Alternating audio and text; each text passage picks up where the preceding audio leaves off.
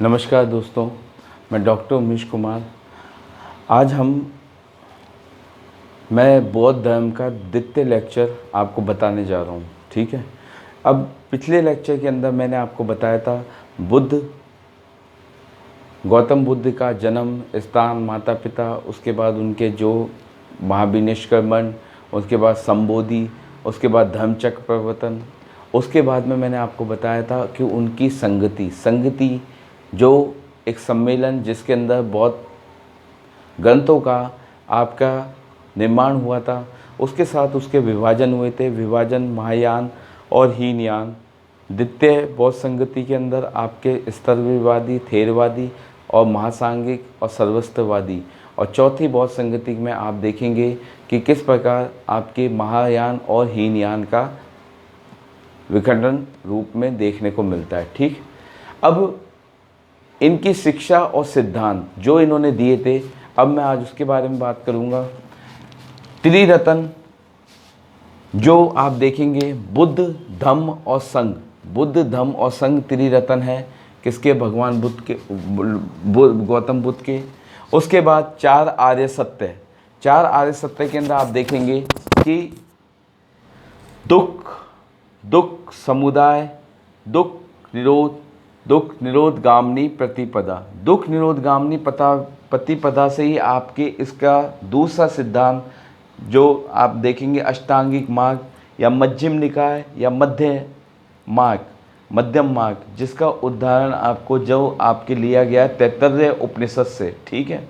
इसके अंदर इसकी उत्पत्ति हो जाती है दुख निरोध गामिनी, यानी दुख निरोध गामिनी के जो पद हैं, यानी 8 मार्ग इन्होंने बताए हैं। 8 मार्ग आपके सम्यक दृष्टि होनी चाहिए, सम्यक वाणी होनी चाहिए, सम्यक वाणी, सम्यक दृष्टि, फिर सम्यक संकल्प, फिर सम्यक वाणी, फिर सम्यक कर्मांत, फिर सम्यक आजीव, फिर सम्यक व्यायाम, फिर सम्यक स्मृति और सम्यक समाधि।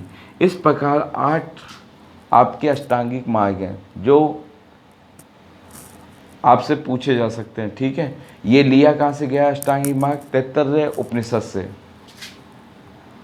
उसके बाद सेकंड पे आप देखेंगे चार आर्य सत्य और अष्टांगिक मार्ग, इन दोनों का जो विवरण हमें मिलता है धर्मचक्र प्रवर्तन सूत्र में। धर्मचक्र प्रवर्तन सूत्र के अंदर हमें इन दोनों का उल्लेख मिलता है। पंचशील के सिद्धांत और 10 शील, ये सिद्धांत आपके गौतम बुद्ध द्वारा भिक्षुओं के लिए प्रतिपादित किए थे। जो गृहस्थ भिक्षु थे उनके लिए 5 सिद्धांत, और जो पूर्णतः ब्रह्मचारी के रूप में भिक्षु बनते थे उनके लिए 10 शील के सिद्धांत दिए। ये नैतिक नियम थे जिससे वो निर्वाण की प्राप्ति कर सकें। ठीक है। यहाँ पे आप पंचशील का सिद्धांत आपके छंदोग्य उपनिषद से लिया गया है, और बुद्ध ने 5 तो आपके गृहस्थों के लिए और उसके बाद 10 शील आपके दोनों के लिए कंबाइंड किए थे। ठीक है। इसमें अहिंसा, सत्य, असत्य, असत्य का मतलब चोरी न करना, ब्रह्मचार्य और मादक पदार्थों का सेवन वर्जित, ये आपके कहा है गृहस्थों के लिए जो गृहस्थ भिक्षु थे।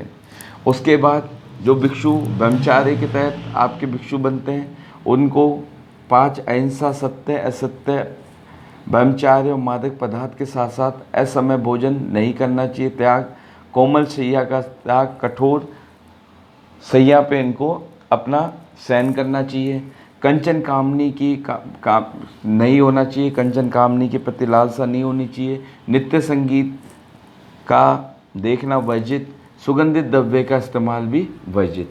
ये आपको दिग्ग निकाय के सिंगोलावाद में देखने को मिलता है, जिसमें सिंगोलवाद दिग्ग निकाय का भाग है। सिंगोलवाद जिसमें 5 शील और 10 शील का वर्णन किया गया है। ठीक है। यानी अष्टांगिक मार्ग जो आपके चौथे आर्य सत्य यानी दुख निरोध प्रतिगामिनी प्रतिपदा से तहत उत्पन्न हुआ है। तो इसी प्रकार जो तैत्तरीय उपनिषद से लिया गया है 10 शील, 5 शील का उल्लेख आपके छंदोग्य उपनिषद से है। ठीक है।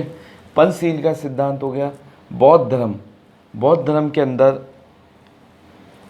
निर्वाण का मतलब होता है बुझ जाना, मरना नहीं, बुझ जाना मतलब जो आपकी लालसा, लालसा, कामना, इच्छा, वासना, इन सब का क्या दमन कर देना।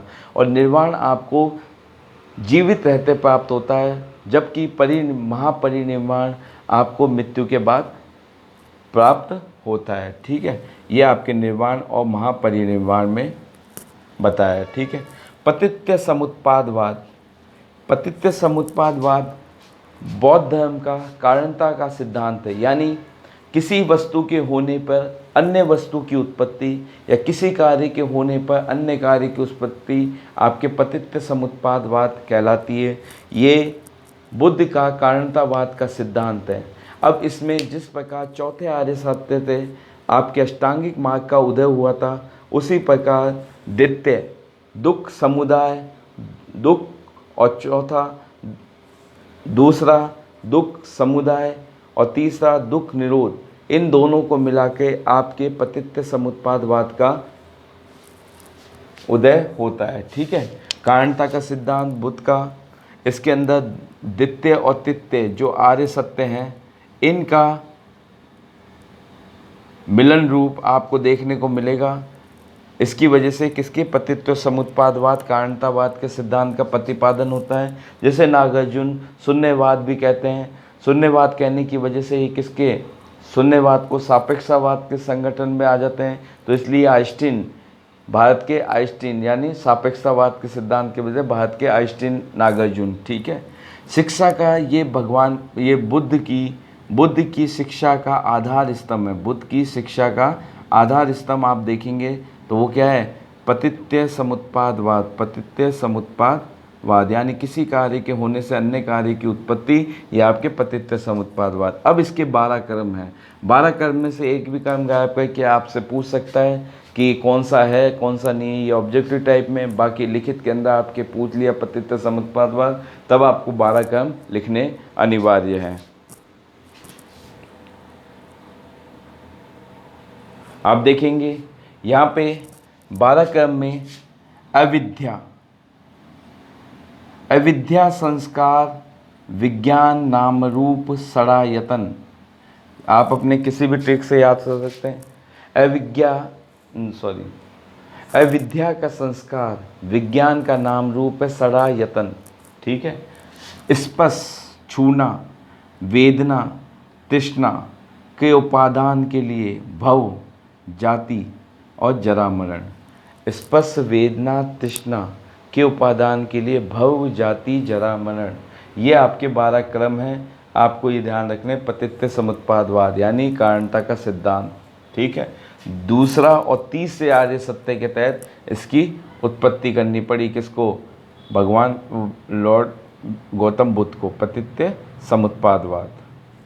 ठीक, अब 5 स्कंद हैं। इन 5 स्कंद के कारण क्या होता है, दुख आपका उत्पन्न होता है। यदि ये 5 स्कंद आप इनका निरोध यानी इनको रोक देंगे, इनको रोकेंगे, तो इसकी वजह से क्या होगा, आपको दुख होगा ही नहीं, यानी सुख की कामना ही रहेगी। तो ये किससे, रूप, वेदना, संज्ञा, संस्कार, विज्ञान। रूप, वेदना, संज्ञा, संस्कार, विज्ञान। रूप, वेदना, संज्ञा, संस्कार और विज्ञान, ये 5 स्कंद है। ठीक है, अब अन्य सिद्धांत आपको दिखाई देते हैं जो पतित्य समुत्पादवाद पे ही निर्भर, सभी पतित्य समुत्पादवाद पे ही निर्भर हैं, वाद पर निर्भर। ठीक है, इसमें कर्म विज्ञान, क्षणिकवाद, नर आत्मयवाद, संघातवाद, अत क्रियाकारित्व सिद्धांत। कर्म विज्ञान, क्षणिकवाद, नरात्म्यवाद, संघातवाद, अत क्रियाकारित्व सिद्धांत, सभी पतित्य समुत्पादवाद पे निर्भर हैं। ठीक है, ये आपके सिद्धांत हैं जो गौतम बुद्ध ने प्रतिपादित किए थे। ठीक है, इसके बाद इनकी शिक्षाओं में ये ईश्वर को नहीं मानते थे, ईश्वरवादी नहीं थे, और ना पुनर्जन्म, ना आत्मा को मानते थे, अनात्मवादी थे। ठीक है, अब ये ऐश्वर्यवादी भी थे, अनात्मवादी भी थे, तो फिर इन्होंने पुनर्जन्म पे कैसे विश्वास किया? पुनर्जन्म के लिए इन्होंने लॉजिक लगाया, इन्होंने मत दिया कि पुनर्जन्म आत्मा का नहीं होता, आत्मा का पुनर्जन्म नहीं होता। जो आपके कर्म हैं, कर्म आपके जन्म का कारण बनते हैं, कर्म आपके जन्म का कारण बनते हैं। फॉर एग्जाम्पल, जब व्यक्ति की मृत्यु आती है, निकट हो, जब व्यक्ति मरने लगे, यदि उसके मन के अंदर कोई भी विचार आ गया, यानी किसी के बारे में या किसी के प्रति या कोई कार्य के बारे में विचार आ गया, वो उसके कारणता का सिद्धांत बन के उसका जन्म, पुनर्जन्म करवाएगा। ठीक है, तो ये पुनर्जन्म मानते हैं, लेकिन किसका? आत्मा का नहीं, कर्मों का। यानी ये अनात्मवादी हैं और अईश्वरवादी हैं, यानी अनिश्वरवादी, यानी ईश्वर की कल्पना नहीं करते। ठीक है, ये आपके दिए दो, अनिश्वरवादी और अनात्मवादी, और आपके पुनर्जन्म में विश्वास लेकिन आत्मा का विश्वास नहीं। ठीक है, इसके बाद कुछ घटनाक्रम है जो आपसे सम्मिलित के अंदर पूछी जा सकती है। घटना जो सिंबल है, घटना है उसके सिंबल हैं, प्रतीक चिन्ह। गर्भाधान किससे संबंधित है? हाथी से। जन्म, कमल या सांड, आपके इनके जन्म, बुद्ध के जन्म के लिए कमल या सांड क्या है? प्रतीक चिन्ह। यौवन, वृषभ से। गृह त्याग, अश्व से, क्योंकि आपको याद है 29 वर्ष की आयु के अंदर जब इन्होंने गृह त्याग किया था, तब इनका घोड़ा कंथक और साथ ही छंदक, जिसे महाबी निष्क्रमण कहते हैं, तो इसलिए घोड़ा इनके गृह त्याग का। महाबोधि, महाबोधि इनको बोध गया में हुआ, तब किससे? वट वृक्ष के नीचे, तो बोधि वृक्ष के नीचे। निर्वाण, निर्वाण के बाद इनके पद चिन्ह, और मृत्यु के अंदर स्तूप, स्तूप मृत्यु के बाद बने थे। निर्वाण, पद चिन्ह, यानी इनके पद चिन्हों का अनुसरण। ठीक है, ये आपको याद रखने कि कौन कौन से चिन्ह किससे रिलेटेड है।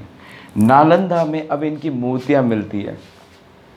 एक नालंदा के अंदर इनकी अष्टपतिहार की मूर्ति मिली, जिसमें बुद्ध द्वारा जो बिहार स्थल जहाँ जहाँ इन्होंने अपने उपदेश का प्रचार प्रसार करने के लिए गए, उन सब का अंकन किया गया है। ठीक है, इसलिए ये फेमस हो जाती है अष्टपतिहार मूर्ति। लुम्बिनी के अंदर बोध गया, सारनाथ, कुशीनारा, स्वास्ति, संकास्य, राजगृह और वैशाली, यानी आपकी ये 8 अष्टपतिहार मूर्ति के अंदर शामिल है। ठीक है, अब सस्तास, यानी ये जब अपने उपदेश देते थे तो इनके साथ में भिक्षु भी होते थे। भिक्षु अपने सवाल पूछते, उसके बाद ये उनका जवाब देते। तो इस बीच में जो शास्त्रार्थ होता था, वो किन किन विषयों पे होता था, ये विषय आपसे शब्दों का मिलान के रूप में पूछ सकता है। तो निगोथ, निगोथ है भिक्षु जीवन, इसका अर्थ क्या है? भिक्षु जीवन, इस पे होता था। वचगोत, गृहस्थ को मोक्ष प्राप्त करने का अधिकार। वक्ष गोत का मतलब आपके गृहस्थ को मोक्ष प्राप्त करने का अधिकार, ये वक्ष गोत कहलाता है। ठीक है, आप देखेंगे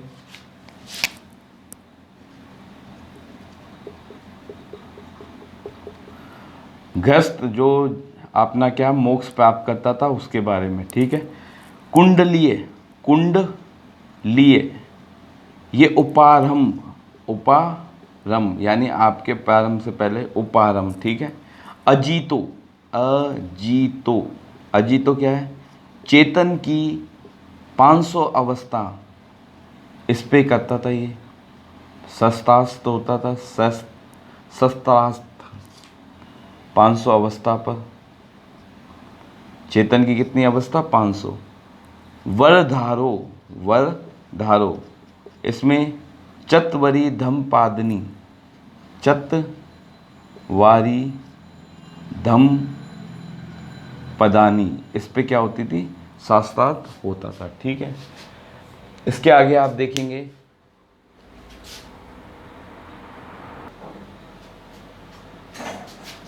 आप बोधिसत्व। बोधिसत्व के अंदर आपके क्वेश्चन पूछे जाते हैं। 5 बोधिसत्व बताएं, वज्रपाणि, अवलोकितेश्वर या पद्मपाणि, मैत्रेय, अमिताभ और मंजूश्री। ठीक है, ये 5 आपके बोधिसत्व हैं, जिसके अंदर वज्रपाणि, वज्रधारी, इनका क्या है, आपका जो हथियार है जो इनके हाथ में है वो वज्रधारी है, वज्रपाणि। ये पाप और असत्य का शत्रु है, यानी पाप करना और असत्य बोलना, इसके शत्रु कौन है, आपके वज्रपाणि। अवलोकितेश्वर या पद्मपाणि, अवलोकितेश्वर या पद्मपाणि, इनका जो आप देखेंगे हथियार दया है। ठीक है, और इनकी जो दृष्टि है वो भौतिकवादी है। अवलोकितेश्वर की कौन सी दृष्टि है, भौतिकवादी। मैत्रेय, मैत्रेय का जो आप देखेंगे कलश धारण कर रखा है इन्होंने, ये भावी बुद्ध जो अभी जन्म लेंगे, लिया नहीं है अब लेंगे, मैत्रेय। ठीक है, कलशधारी, ये दयालु बोधिसत्व है जिसमें दया का भाव है।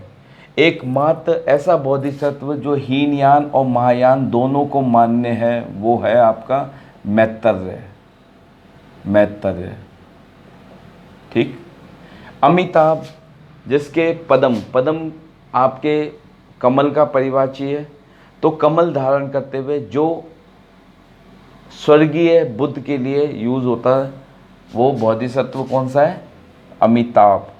मंजूश्री, मंजूश्री आपके खंडक, खड़क धारण किए हुए हैं, ये बुद्धि, कुशाग्र बुद्धि की प्रज्ञा पखर, यानी कुशाग्र बुद्धि का जनक, कुशाग्र बुद्धि।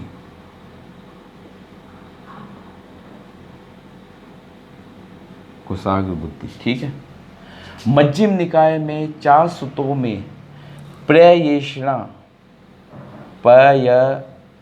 परयेषणा, इसका मतलब है ज्ञान खोजने का प्रयास। मध्यम निकाय में 4 सूत्र में आपके परेषणा, परेषणा शब्द का यदि आज पूछा जाए, ऑब्जेक्टिव में आया हुआ क्वेश्चन है, इसके अंदर ज्ञान खोजने का प्रयास। ठीक है, 3 आपको मैंने बताया, सुत्त पिटक, विनय पिटक, जो प्रथम बौद्ध संगति में, तृतीय बौद्ध संगति में आपके अभिधम पिटक।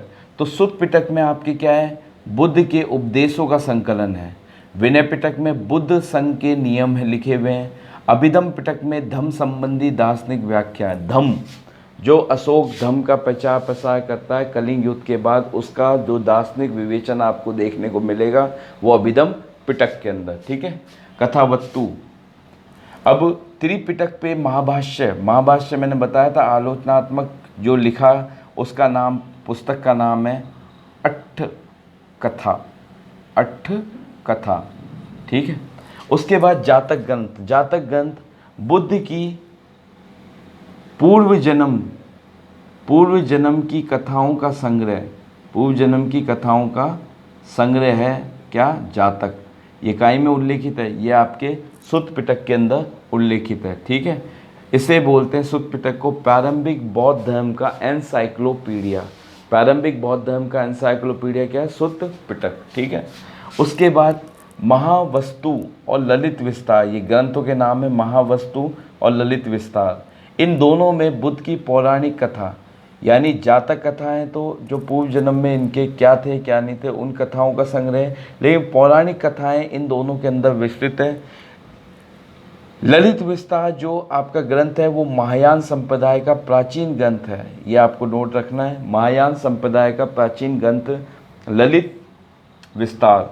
और महावस्तु महायान और हीनयान के बीच सेतु का कार्य करती है। महावस्तु जो ग्रंथ है ये हीनयान और महायान इन दोनों के बीच किसका, सेतु, यानी जोड़ने का कार्य करती है। कौन सी, महावस्तु। वज्रयान शाखा, जो महायान शाखा के अंतर्गत जब बौद्ध धर्म में तांत्रिक क्रियाएं प्रतिपादित हो जाती है, तांत्रिक क्रियाएं प्रतिपादित हो जाती है, तो वो वज्रयान शाखा के अंतर्गत आता है। ठीक है, तो वज्रयान शाखा में राहुल संस्कृतायन राहुल संस्कृतयान द्वारा 84 सिद्ध और सरहब का उल्लेख किया गया है। ठीक है, नागार्जुन मैंने बताया शून्यवाद के प्रणेता, महायान के प्रणेता, आपके दक्षिण भारत से। ठीक है, उसके बाद नागार्जुन को आपको क्या बोलते हैं, संत पॉल, भारत का संत पॉल किसे कहा जाता है, नागार्जुन को। आइंस्टीन भी किसे कहा जाता है, नागार्जुन को। प्राचीन भारत का लूथर किसे कहा जाता है, नागार्जुन को। ठीक है, ये उपनाम है। इन्होंने पतित्व समुत्पादवाद जो आपने 12 देखे थे कारणता का सिद्धांत, इसको शून्यवाद के समक्ष मांगा, इसलिए सापेक्षवाद के निकट हो गए, इसलिए ये आइंस्टीन भी कहलाते हैं। शून्यवाद ने शंकराचार्य के अद्वैतवाद दर्शन को प्रभावित किया। ठीक है, यानी शून्यवाद के प्रतिपादक नागार्जुन ने शंकराचार्य के अद्वैतवाद को प्रभावित किया। ठीक है, इसके बाद आपके रस चिकित्सा सिद्धांत, रस से आपकी कैसे चिकित्सा होती है, और पारे, इन दोनों की खोजकर्ता भी कौन है, नागार्जुन। सर्वज्ञ मित्र बौद्ध संप्रदाय में तंत्रवाद को अपनाया। सर्वज्ञ मित्र व्यक्ति विशेष विद्वान का नाम है जिसने किसको, बौद्ध संप्रदाय में तंत्रवाद को अपनाया था। ठीक है, हरित देवी ये भी एक व्यक्ति का नाम है जो बाल भक्षक से बाल रक्षक हो गई, यानी पहले बच्चे किस प्रकार ये दंडनी जैसे राक्षसनी के रूप में पहले बाल भक्षक से बाल रक्षक बन जाती है। ठीक है, मुनि और स्तूप शब्द का सर्वप्रथम उल्लेख आपको ऋग्वेद में मिलता है। ठीक है, सर्वस्त्रवादी या महासांगिक प्रवर्तक जो आपके महायान के अंतर्गत द्वितीय बौद्ध संगति के अंदर सर्वस्त्रवादी या महासांगिक के प्रवर्तक राहुल भद्र मुनि ने की थी। इसके प्रभाव कहाँ पे था, कश्मीर के अंदर और मथुरा के अंदर, दोनों जगह इसका प्रभाव देखने को मिलता है। ओडिशा के अंदर आपको बिहार जो बनाए गए थे भिक्षुओं के रहने के लिए, ब्रजगिरी आपके उड़ीसा में, रत्नागिरी उड़ीसा में, ललितगिरी उड़ीसा में। अब यहाँ पे जो मूर्तियों का कंसेप्ट आता है आपके, वो देखिए। आप देखेंगे कि शयन मुद्रा के अंदर सोते हुए बुद्ध की जो मूर्ति है वो आपको मिलती है कहाँ से, कुशीनारा से। कुशीनारा के मल, कुशीनारा के पावा। ठीक है, कुशीनारा से आपको शयन करते हुए बुद्ध की। अभी रिसेंटली क्वेश्चन आया था, मुंडन युक्त बुद्ध मूर्ति, ये आपको कहाँ से मिली है, प्रयागराज, इलाहाबाद से, प्रयागराज। ठीक है, ये वाला भी क्वेश्चन देखा था। उसके बाद भारतीय प्राचीन शिल्प के अंदर बुद्ध को किस रूप में माना गया है, बुद्ध को रिक्त सिंहासन, यानी सिंहासन पे कोई बैठा नहीं है, उसको माना गया है रिक्त सिंहासन पे आसीन। भूमि को स्पर्श करती हुई मूर्ति, भूमि को स्पर्श करती हुई यानी बैठे हुए बुद्ध, ये आपको मिली है सारनाथ। और कब बनी थी, गुप्त काल के अंदर निर्मित हुई थी। ठीक है, मूर्तियाँ वैसे गुप्त काल के बाद ही अस्तित्व में आती हैं। खड़ी मूर्ति आपको मालूम है कुषाण काल की विशेषता। इसके बाद मैं आपको बता रहा हूँ,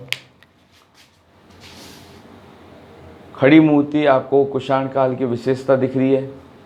इसके बाद पूर्व मध्य काल के अंदर बौद्ध धर्म, यानी पहले बौद्ध धर्म आपके स्थापित हो चुका था, हीनयान महायान के अंदर डिवाइड हो चुका था, इसके तहत इसका प्रचार प्रसार चल रहा था। लेकिन मध्यकाल के अंदर बौद्ध धर्म के अंदर अब तांत्रिकवाद आ जाएगा।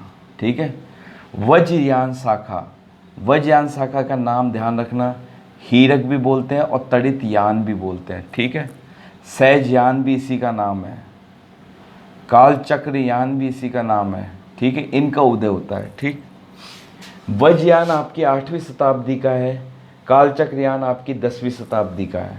ठीक है, कालचक्र सबसे प्रारंभिक रूप से तंत्र की विद्या आपके वज्रयान के अंदर, वज्रयान का नाम हीरक या तड़ित यान, और सहजयान भी आपके तांत्रिक से संबंधित, कालचक्र यान भी आपके तांत्रिक से संबंधित।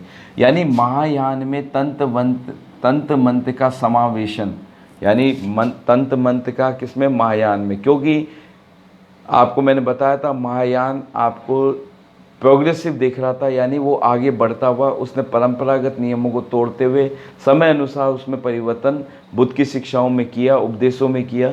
इस वजह से जब समय देखा कि तंत्र मंत्र है तो इसमें तंत्र मंत्र की शाखा स्थापित होती है जो वज्रयान के रूप में आपको देखने को मिलती है। ठीक है। 8वीं शताब्दी में वज्रयान शाखा ने तारा को बुद्ध या बोधिसत्व की पत्नी माना, और नेपाल और तिब्बत के अंदर वर्तमान में भी आपके तारा संप्रदाय स्थापित है, यानी आपके पास प्रत्यक्ष प्रमाण है। ठीक है। तारा संप्रदाय बुद्ध की पत्नी के रूप में नेपाल और तिब्बत में। ठीक है। बौद्ध धर्म में तंत्र सिद्धांत आपके मंजूश्री, मूलकल्प और गुहा समाज में संग्रहित है। एक ग्रंथ है मंजूश्री, मूलकल्प और गुहा समाज, इसके अंदर संग्रहित क्या है, बौद्ध धर्म के तंत्र सिद्धांत। सरहपा सिद्ध ये व्यक्ति विशेष विद्वान हैं जो आदि हिंदी के आदि कवि हैं, वज्रयानी शाखा से संबंधित हैं। सरहपा सिद्ध, ये क्वेश्चन आया हुआ है। सरहपा सिद्ध कहाँ पे, वज्रयानी शाखा से, और क्या, हिंदी के आदि कवि। जिस प्रकार हम देखते हैं वैदिक सभ्यता के अंदर 4 वर्ण, 4 आश्रम, ब्रह्मचार्य, गृहस्थ, वानप्रस्थ और उसके बाद संन्यास। उसी तरह से आपके 4 वर्णों का बुद्ध के प्रारंभिक बौद्ध ग्रंथों के अंदर सोपान क्रम दिया गया है। पहला आता है आपके खतिया, दूसरे पे आता है ब्राह्मण, तीसरे पे आता है वश, और चौथे पे आता है शुद्ध, और इसके नीचे द, शुद्ध। ठीक है। खतिया, ब्राह्मण, वश और शुद्ध। अब इसका प्रचार प्रसार सर्वप्रथम आप देखेंगे अशोक के अभिलेखों के माध्यम से इसका प्रचार प्रसार किया गया। अशोक ने अपने पुत्रियों को, इसके अपने सेवकों को, अपने प्रशासकों को क्या है, इस बौद्ध धर्म के प्रचार के लिए भेजा आस पड़ोस के अंदर, भारत के पड़ोस में। इसके बाद कुषाण काल के अंदर भी इसका प्रसार होता है, जो मध्य एशिया के अंदर, मध्य एशिया का मतलब आपके अफगानिस्तान, ईरान, इराक। ठीक है। उसके बाद ताशकंद, खोतान और यारकंद, के अंदर भी कुषाण काल के अंदर प्रसार होता है। ठीक है। भारतीय संस्कृति के केंद्र हैं 2, गोमती बिहार और कूची बिहार। कूची बिहार के अंदर भारतीय विद्वान कुमार नारायण बौद्ध धर्म का प्रचार प्रसार करने लगे। वहाँ पे उन्होंने जीवा नामक महिला से विवाह कर लिया। वहाँ पे इनके पुत्र कुमार जीवा का जन्म हुआ। कुमार जीवा आगे आप देखेंगे तिब्बत के अंदर आपके बौद्ध धर्म के प्रचारक बनेंगे। ठीक है। ये क्वेश्चन आता है कूची बिहार में। भारी संख्या में बौद्ध भिक्षु चीन गए, चीन के अंदर प्रसार करने गए, लेकिन चीन के अंदर आपके हांग वंश का राजा था मिंगती ने बुलाया था इन बौद्ध भिक्षुओं को। ये बौद्ध भिक्षु सबसे पहले जो गए थे कश्यप, मातंग और धर्मरतन 67 ईस्वी के अंदर पहुँचे चीन के अंदर। इनका स्वागत किया गया। इनके रहने के लिए श्वेताश्वर विहार का निर्माण किया गया जो इनके निवास स्थल के रूप में था, और इनको बौद्ध धर्म के बारे में प्रचार प्रसार करवाया गया। ठीक है। ये प्रचार प्रसार किया कश्यप, मातंग और धर्मरतन, जो सबसे पहले चीन गए थे 67 ईस्वी में। राजवंश आपके हांग वंश और मिंग ती, ये आपके क्या थे, वहाँ के शासक थे। ठीक है। श्वेतेश्वर बिहार में बाद में गए, धर्मरतन गए, फिर कुमारजीव, मैंने बताया कुमारजीव आपके कुमार नारायण और जीवा के पुत्र। ठीक है। बौद्धि धर्म, गुण वर्मा, ये 5वीं और 6वीं शताब्दी के अंदर आपके कहाँ जाते हैं, चीन के अंदर बौद्ध धर्म का प्रचार करने के रूप में। ठीक है। नालंदा से बिहार, नालंदा विश्वविद्यालय था, उस समय ज्ञान का केंद्र था। तो नालंदा विश्वविद्यालय के अंदर आप देखेंगे किस प्रकार ज्ञान के केंद्र के रूप में भिक्षु तैयार होते हैं। फिर उनका प्रचार करने के लिए वो जगह जगह जाते हैं। ठीक है, तो शांत रक्षित शांत रक्षित जो भिक्षु होते हैं ये तिब्बत के महापुरोहित नियुक्त होते हैं। ठीक है, तिब्बत पहुंचते हैं, तिब्बत के अंदर ये महापुरोहित नियुक्त होते हैं, वहाँ पे बौद्ध धर्म को राजधर्म घोषित करवा देते हैं और प्रथम मठ, बौद्ध धर्म का प्रथम मठ स्थापित होता है कहाँ पे, तिब्बत के अंदर। ठीक है, पदम संभव ये भी आपके भिक्षु जो चीन में लामा धर्म या वज्रयान शाखा की स्थापना करते हैं। ठीक है, पदम संभव चीन में लामा धर्म या वज्रयान शाखा जो तंत्र मंत्र से संबंधित हो गई। ठीक है, कमलशील, स्थिरमति, दीपांकर श्री ज्ञान अतीसा के नाम से प्रसिद्ध है। अतीसा के नाम से, अतीसा उपनाम है इनका। ये 11वीं शताब्दी में कहाँ जाते हैं, आपके प्रचार करने जाते हैं। ठीक है, चीन के अंदर। इसके बाद अशोक ने धर्म प्रचार के कारण श्रीलंका बौद्ध धर्म का क्या बन गया, केंद्र बन गया। और पहली बार त्रिपिटक यानी शुद्ध पिटक, विनय पिटक और अभिधम पिटक को लिपिबद्ध करने का कार्य श्रीलंका के अंदर हुआ था। ठीक है, अब अशोक द्वारा प्रचार के लिए सुमात्रा के अंदर, बर्मा में, मलय प्रायद्वीप में, श्याम थाईलैंड का प्राचीन नाम, कंबोज कंबोडिया का प्राचीन नाम, और इसको कंबोडिया को हुनान कहते थे। कौन, चीनी, फूनान। और 1989 के अंदर आपके कंबोडिया का राजधर्म क्या घोषित होता है, राष्ट्रीय धर्म कौन सा, बौद्ध धर्म घोषित हो जाता है। ठीक है, श्याम थाईलैंड, कंबोज, जावा का यवद्वीप नाम है, यहाँ पे प्रचार प्रसार के लिए भेजते हैं। जावा इंडोनेशिया में बोरोबुदुर स्तूप जो विश्व का सबसे बड़ा स्तूप है, शैलेंद्र राजाओं ने स्थापित किया था, ये आपके स्थापित हुआ।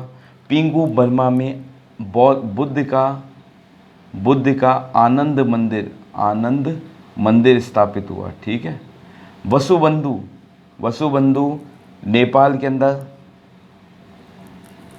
प्रचार करने के लिए जाते हैं। बौद्ध धर्म को जो पक्ष दिया था, बौद्ध धर्म के प्रचार को पक्ष देने वाले शासकों के नाम यदि पूछे तो पहला आता है अशोक का, उसके बाद में कनिष्क का, उसके बाद में हर्षवर्धन का। पाल शासकों द्वारा क्या गया, बौद्ध धर्म को क्या किया गया, बढ़ावा दिया गया और बौद्ध धर्म का प्रचार प्रसार किया गया। ठीक है, 1989 के अंदर आपके फूनान का मतलब कंबोडिया या आपके कंबुज, इसके अंदर बौद्ध धर्म का प्रचार प्रसार, यानी आपके 1989 के अंदर इसने अपने बौद्ध धर्म को राष्ट्रीय धर्म घोषित कर दिया। आपको कैसा लगा आप कमेंट में ज़रूर बताइएगा। नमस्कार।